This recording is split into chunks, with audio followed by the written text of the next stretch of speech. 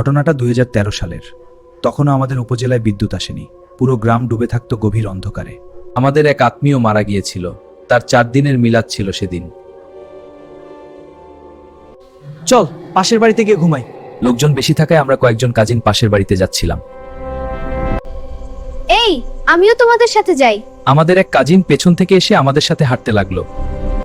হঠাৎ আমার হাত থেকে বাটন ফোনটা মাটিতে পড়ে গেল। ফোনের আলোয় আমি তার পায়ের দিকে তাকালাম আর দেখলাম পা উল্টো।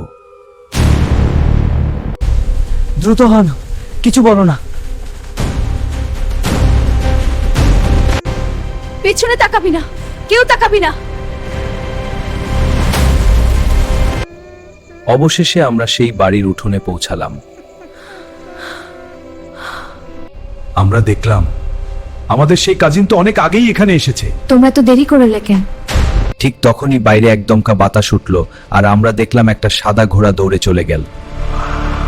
সেই রাতেই আমাদের এক কাজিন জোরে অসুস্থ হয়ে পড়ল।